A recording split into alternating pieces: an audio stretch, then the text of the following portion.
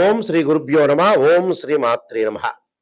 శుక్రగ్రహము April 19వ తారీఖు మధ్యాహ్నం 3:30 నుండి మే 14వ తారీఖు 10:30 వరకు కూడా శుక్రుడు వృషభ రాశిలో సంచారం చేస్తున్నాడు. ఏప్రిల్ 19 నుంచి శుక్రుడు తన సొంత రాశి అయిన వృషభ రాశిలో సంచారం చేయటం అనేది జరుగుతుంది. వృషభ రాశికి సంవత్సరం తర్వాత మళ్ళీ వృషభ రాశిలో సంచారం చేయటం వల్ల ద్వాదశ రాశుల వాళ్ళకి ఏ విధంగా ఫలితాలు ఉండబోతున్నాయి. శుక్రుడు సహజంగా సుఖాన్ని, భోగాన్ని, సౌఖ్యాన్ని, కళత్రకారకుడు అంటారు. అంటే సప్తమ భావకారకుడు శుక్రగ్రహం. అంటే కళత్రాన్ని ఇచ్చేవాడు, వివాహాన్ని ఇచ్చేవాడు శుక్రుడు. ఈ శుక్రుడు సుఖాన్ని, సంపదను, లగ్జరీని, అలానే కళత్రాన్ని అంటే వివాహ సంబంధించిన విషయాలు కానీ, ప్రేమ కానీ, లవ్ అట్రాక్షన్ కానీ ఇలాంటివన్నీ కూడా ఇచ్చే గ్రహం ఏమిటి ప్లానెట్ అంటే శుక్రగ్రహం. శుక్రగ్రహం ఒక 20% ధనాన్ని కూడా ఇచ్చే అవకాశం అనేది ఒకటి ఉంటుంది. కేవలం గురువే కాదు, శుక్రుడు కూడా కొంత లగ్జరీ లైఫ్నే కాకుండా కొంత ఐశ్వర్యాన్ని కూడా సమకూర్చే ప్లానెట్ ఏంటంటే శుక్రగ్రహం. శుక్రగ్రహం ద్వాదశ రాశుల వాళ్ళకి ఈ విధంగా ఉండబోతుంది. వృషభ రాశిలో సంచారం చేయటం వల్ల మేషాది ద్వాదశ రాశుల వాళ్ళకి ఎలాంటి ఫలితాలు జరుగుతాయి, ఆ నెల రోజుల పాటు ఏ విధంగా ఉండబోతుందో మనం తప్పకుండా తెలుసుకుందాం. శుక్రగ్రహము తన రాశి నుంచి 1, 2, 4, 5, 8, 9, 11 స్థానాల్లో ఉంటే సుఫలితాన్ని ఇస్తుందని గోచారం తెలుపబడింది. అయితే ఈ రాశులందరికీ కూడా ఈ నెల రోజుల పాటు శుక్రగ్రహం యొక్క ఫలితాలు ఏమిటో ఒకసారి తెలుసుకుందాం. మకర రాశి వారికి శుక్రుడు యొక్క బలం ఏ విధంగా ఉండబోతుంది?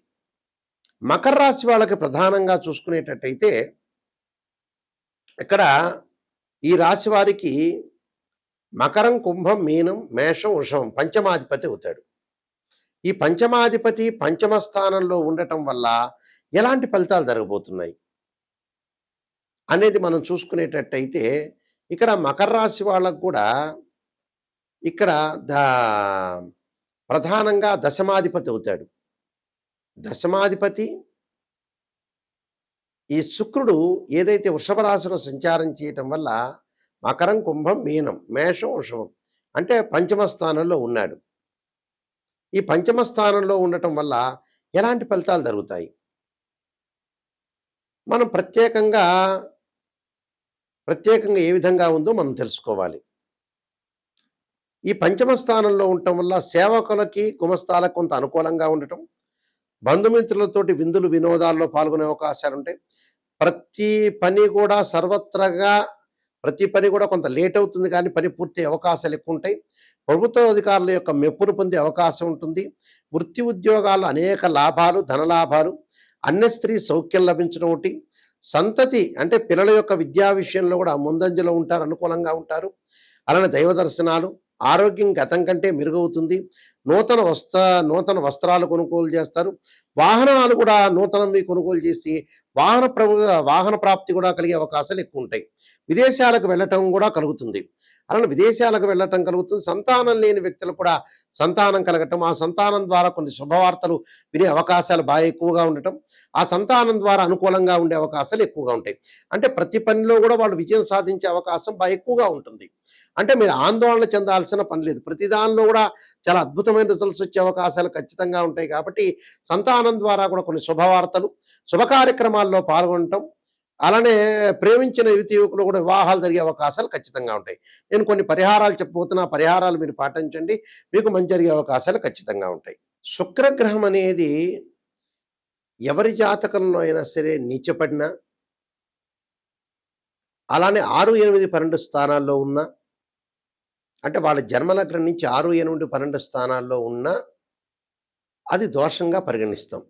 శుక్రుడు పుష్యమి, అనురాధ, ఉత్తరాభాద్ర నక్షత్రంలో ఉండకూడదు. అశ్విని, మఖ, మూల నక్షత్రాల్లో ఉండకూడదు. ఆరుద్ర, స్వాతి, శతభిష నక్షత్రంలో ఉండకూడదు. మృగశిర, చిత్త, ధనిష్ట నక్షత్రాల్లో ఉంటే కూడా శుక్రుడు దోషం కలిగినట్టుగా మనం భావిస్తాం. శుక్రుడు రాహుతో కానీ, కేతువుతో కానీ, కుజుడితో కానీ, శనితో కానీ కంజంక్షన్ కాకూడదు, కలవకూడదు. వారి జన్మలగ్నం నుంచి 6, 8, 12 స్థానాల్లో శుక్రుడు ఉన్నా కూడా దాన్ని శుక్రదోషంగా మనం పరిగణిస్తాం. అంటే ఈ స్థానాల్లో శుక్రుడు ఉంటే వివాహపరమైన సంబంధాల విషయంలో కానీ, వాహనాల సంబంధించిన విషయాల్లో కానీ, లైఫ్లో సుఖం లేకపోవటం కానీ, విడాకులు జరగటం, ప్రేమ వివాహాలు జరగలేకపోవటం, లవ్ అట్రాక్షన్గా లేకపోవటం, వైఫ్ అండ్ హస్బెండ్ మధ్యలో డిఫరెన్స్ ఆఫ్ ఒపీనియన్స్ ఉండటం, అలానే విడాకులు అయ్యే అవకాశాలు ఎక్కువ ఉండటం, డిస్ప్యూట్స్ కరెక్ట్గా బాండింగ్ లేకపోవడం జరుగుతుంటుంది.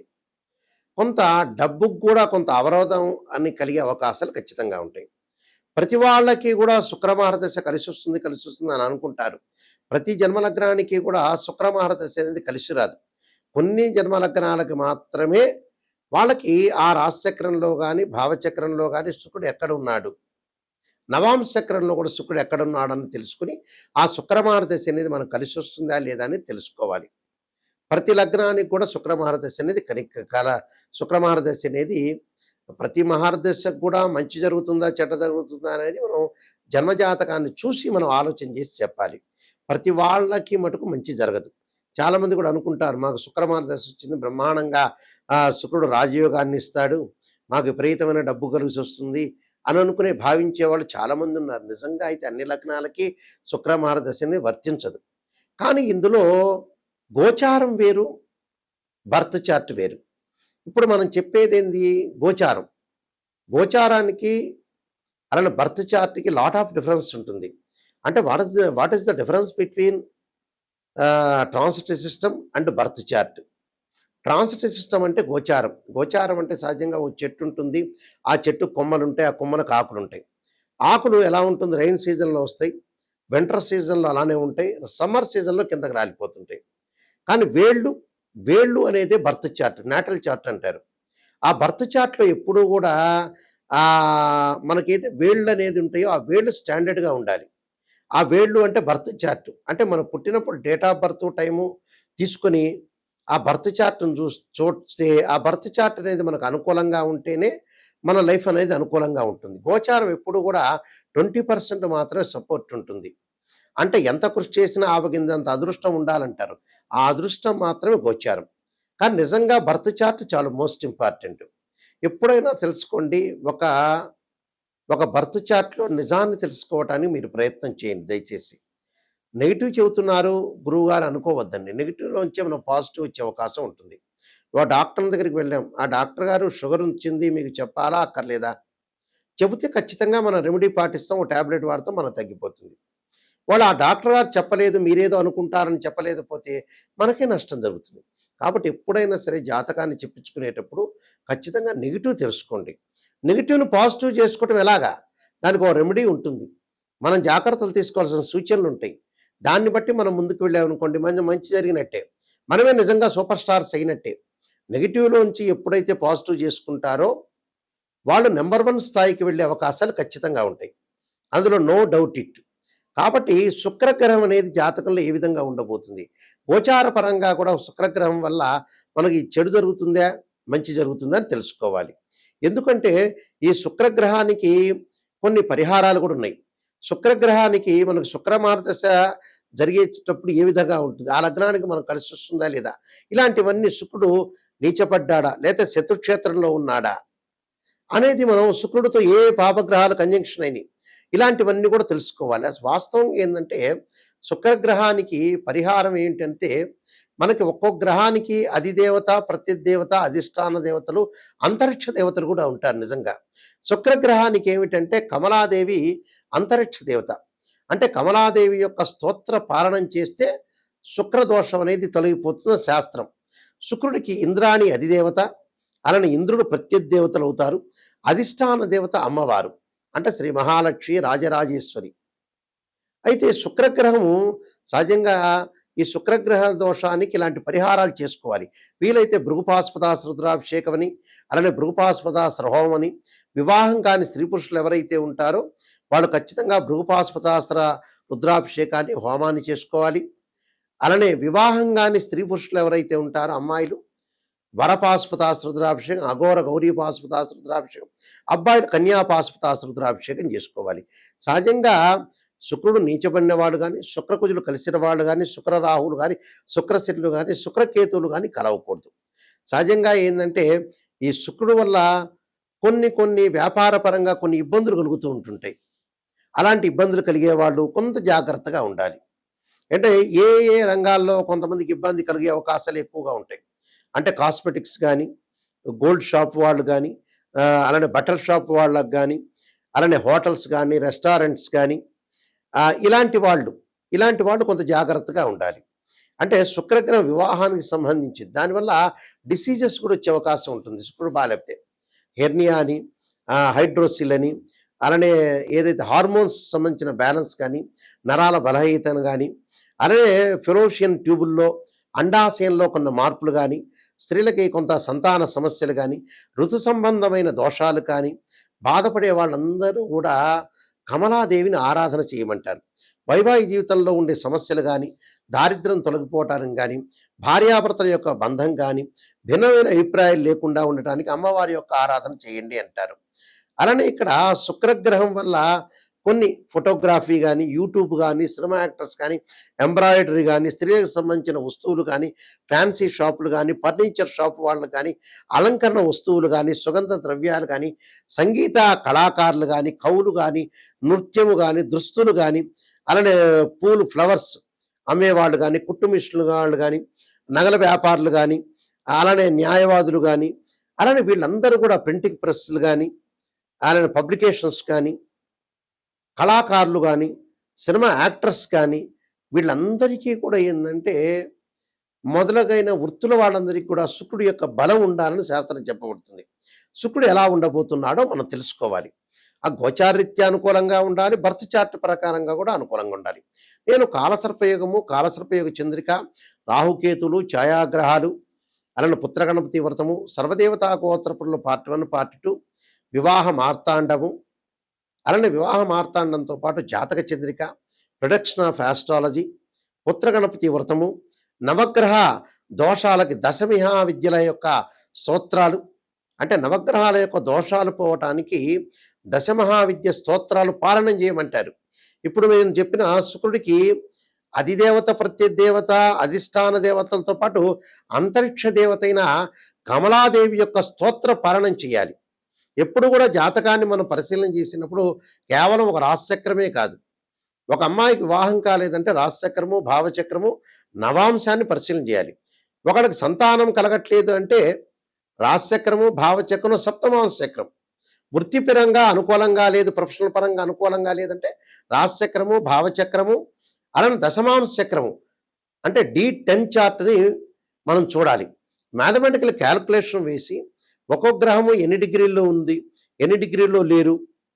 సహజంగా ఏమిటి, శుక్రుడికి ఉచ్చస్థానం మీనరాశి, స్వక్షేత్రాలు వృషభ రాశి, తులరాశి, అలానే నీచక్షేత్రం ఏంది కన్యారాశి. దానికి కూడా కొన్ని డిగ్రీలు, ఎన్ని డిగ్రీల వరకు వచ్చి ఉంటుంది, ఎన్ని డిగ్రీల దగ్గర నీచం ఉంటుందని కూడా తెలుసుకోవాలి. అందువల్ల శుక్రగ్రహాన్ని బాగా అనాలిసిస్ చేసి శుక్రుడి వల్ల ఎలాంటి దోషం కలగబోతుంది జాతకంలో ఆ నిజాన్ని తెలుసుకున్నాం అనుకోండి, ఖచ్చితంగా మనం బాగుపడినట్టే. అసత్యపు ధోరణిలో ఎప్పుడు కూడా ఉండకూడదు. నిజం తెలుసుకోలేదనుకోండి, మనం మోసం చేసుకున్నట్టు అర్థం. ఎదుటి ఆస్ట్రాలజర్కి ఏం ప్రాబ్లం ఏం లేదు.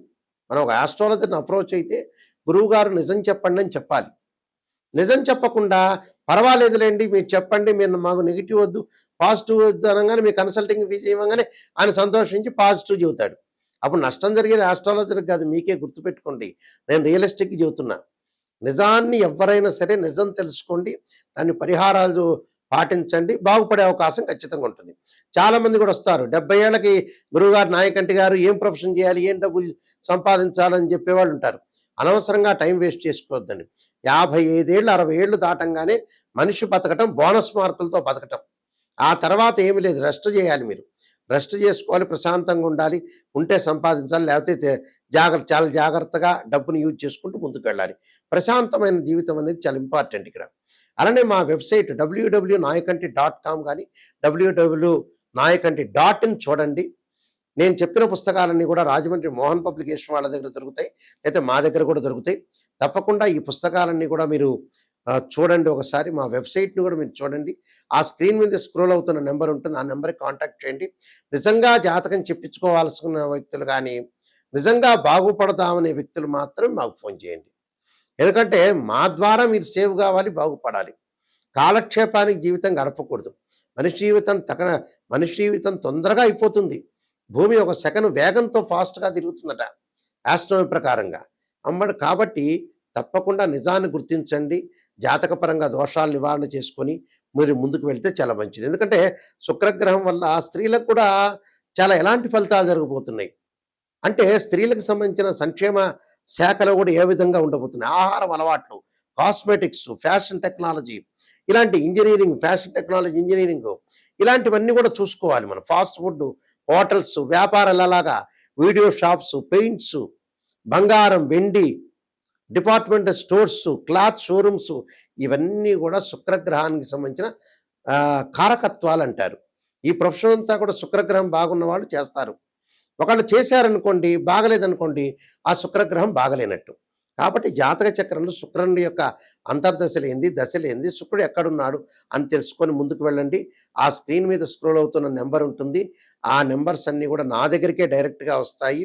తప్పకుండా మీరు నెంబర్కి ఫోన్ చేయండి. నిజం తెలుసుకునే వాళ్ళు మాత్రమే నా దగ్గర ఫోన్ చేయండి. మీరందరికీ కూడా మంచి జరగాలని ఆశిస్తూ, శ్రీ పరమేశ్వరుడి యొక్క కరుణాకటాక్షం ఉండాలని ఆశిస్తూ, సర్వే జనా సుఖినో భవంతు.